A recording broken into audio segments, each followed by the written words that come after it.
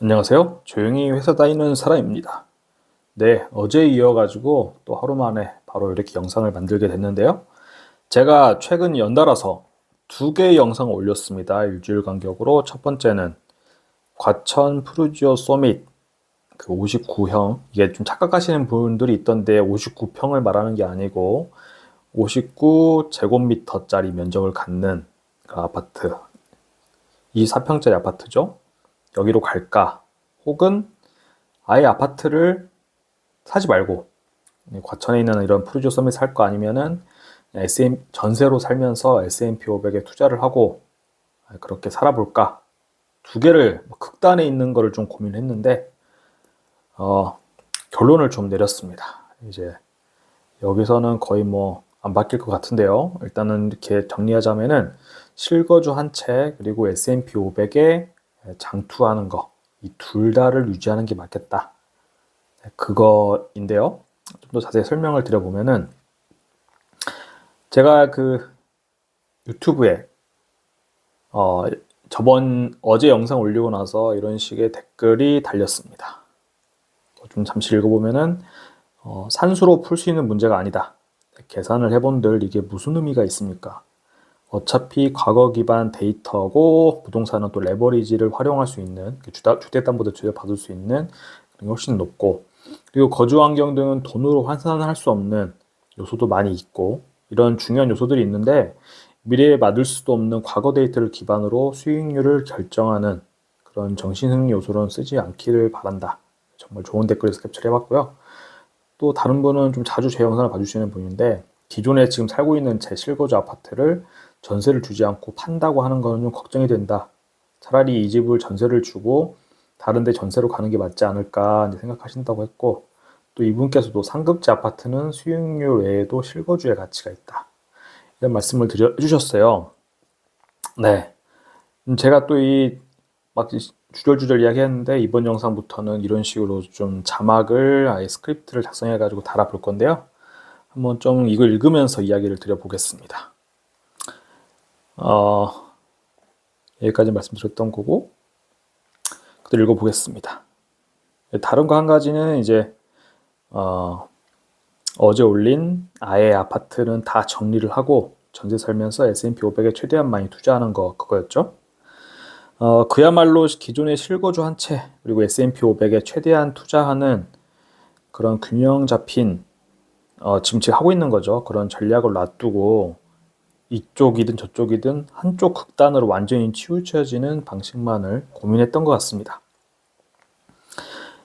그래도 댓글 제가 설명드렸던 것처럼 유튜브를 통해서 제 생각을 다른 분들께 이제 공유하면서 검증을 받는 거고, 그래서 정말 좋은 점 중에 하나는 제 생각에 대한 오류를 다른 분들을 통해서 바로잡을 수 있는 기회를 추가로 얻을 수 있다는 점이죠. 여기다가 이제 다음 장에서 보여드릴 건데 S&P 500의 140년 차트에도 제가 생각을 고쳐 먹어야 하는 중요한 포인트가 있습니다. 제목은 이제 S&P 500에도 침체기가 있었음을 기억하자는 것이죠.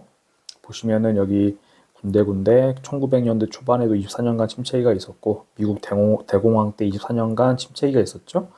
이 70년대 뭐 걸프 전쟁, 중동에서 이제 오일 관련된 전쟁이 있으면서 24년간 불황이 있었고 또 그리고 닷컴 버블 그리고 리먼 사태 이 기간에도 15년간 주가가 이렇게 쭉 오르지 않는 횡보하는 그런 시장이 있었습니다.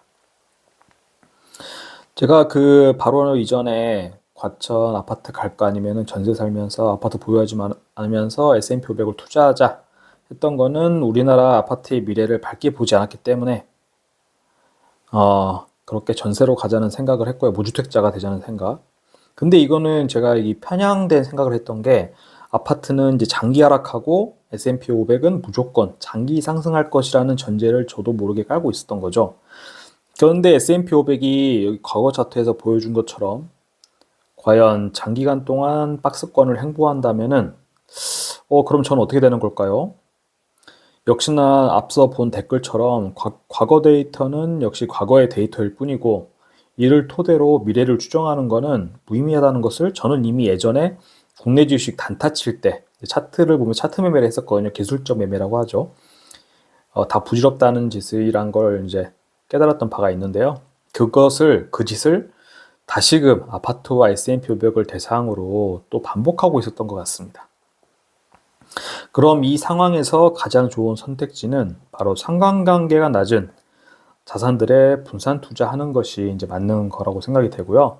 그리고 그 분산 투자는 이미 제가 실천하고 있었던 적당한 수준의 실거주 아파트 한 채, 그리고 S&P 500 장기 투자가 그 정수에 있다라고 생각을 합니다.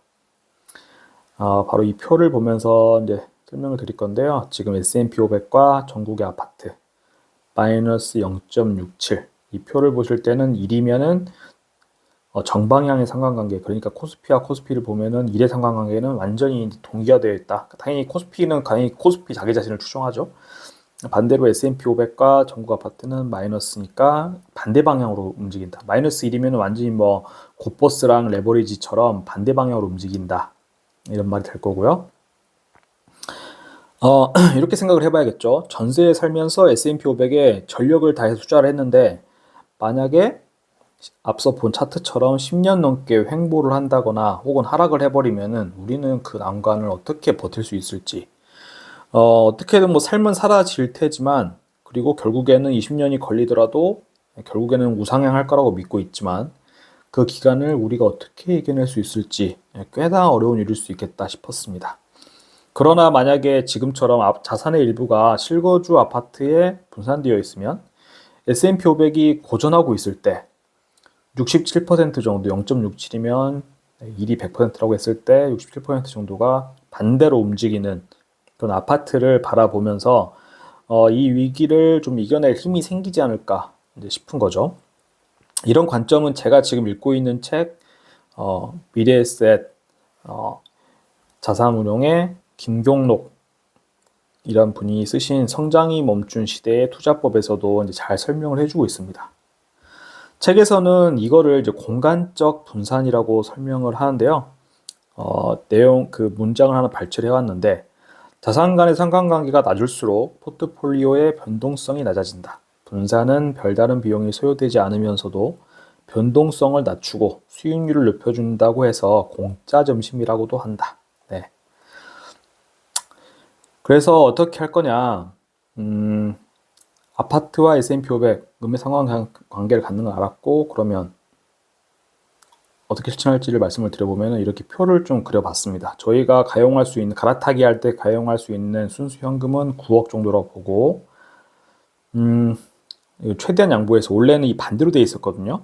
S&P 500에 380 정도를 매달 넣고 있었고, 그리고 주택담보대출은 좀 다행히 저리로 좀 받아가지고 150만 원을 갖고 있었습니다. 근데 이거를 서로 바꿔가지고 까지 아파트에 좀 비중을 실어줄 수도 있겠다 싶어서 계산을 좀 해봤고요.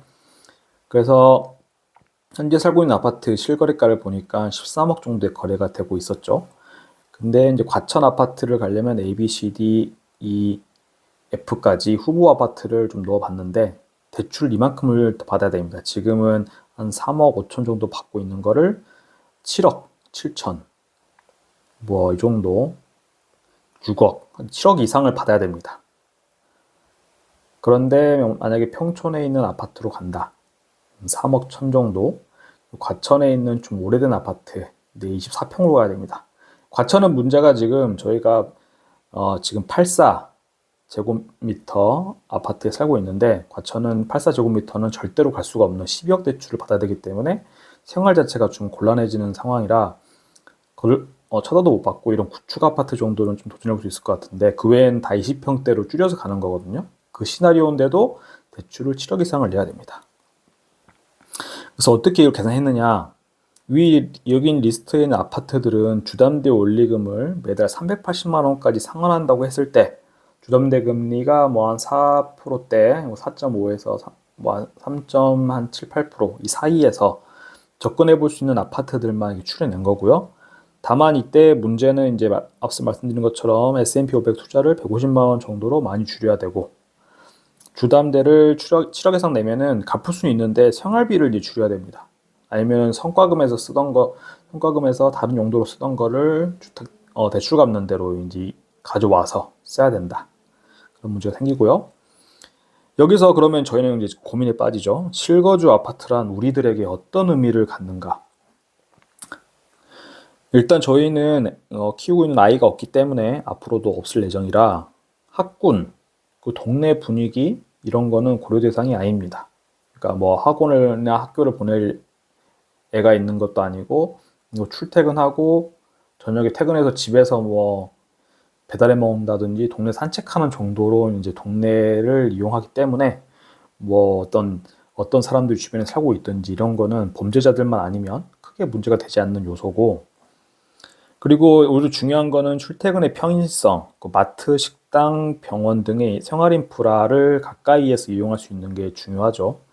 그런데 이제 과천의 경우 저도 여러 번 가봤지만 되게 한적하고 깨끗하고 막 이런 게 좋은데 잘 정비되어 있고, 그런데 이제 인프라 이용을 위해서 오히려 사람들이 평촌 쪽으로 가는 경우가 많다. 예를 들어서 영화관이나 이런 거 갈 때 간다고 하니까 과천의 아파트를 사는 건 우리의 그럼 어떤 의미일까 싶을 때 투자 목적에 더 가까울 수도 있겠다 싶었죠. 혹은 이제 주거비를 좀 플렉스, 낭비하면서 사는 상태이거나 그 투자를 위해서 생활비도 아껴 써야 되는데 이건 좀 아닌 것 같다라는 생각이 들었습니다. 그래서 각 자산이 갖는 본질적 의미에 더 다가가자 이런 결론이 나오게 되었는데요. 정리하자면은 집은 예전에 문재인 대통령 시절에 이제 그랬죠. 집은 이제 사는 목적의 집으로서만 좀 사람들이 취급을 해야 된다. 딱 그 말을 따라서 틀린 말이 아니잖아요. 맞는 말이잖아요. 정치적인 이념을 떠나서. 집은 우리가 편하게 살아갈 수 있는 실거주, 보금자리의 가치에 집중을 하고 투자 수단으로서는 그저 이제 동급 레벨의 아파트들로 언제든지 옮겨 다닐 수 있는, 상급이 아니라 그 정도의 자산 가치를 보존할 수 있는 그런 아파트를 갖는 거에 만족하자. 그리고 여태까지 그래왔던 것처럼 자산 증식을 위한 투자는 S&P 500 하나로 조진다. 마지막으로 제가 아무래도 조용히 회사 다닌 사람이 유튜브 채널 운영하면서 자꾸 돈 이야기, 아파트 이야기, 뭐 S&P 500 이야기 이렇게 하다 해서 돈이 미친놈인가 환장한 놈인가 생각하실 수도 있을 텐데 저는 그렇게 생각을 하거든요. 투자 이야기는 유튜브에서만 하고, 그리고 추가로 이제 회사 다니면서 느끼는 생각들로 남길 생각인데, 아무튼 그 밖에 현실에서는 그냥 그저 회사 잘 다니고 오랫동안 이제 정년퇴직까지 다니는 걸 목표로 바꿨으니까요. 뭐 재밌게 살자. 네, 이렇게 결론을 내렸다고 말씀을 드리면서 영상 여기서 마치도록 하겠습니다.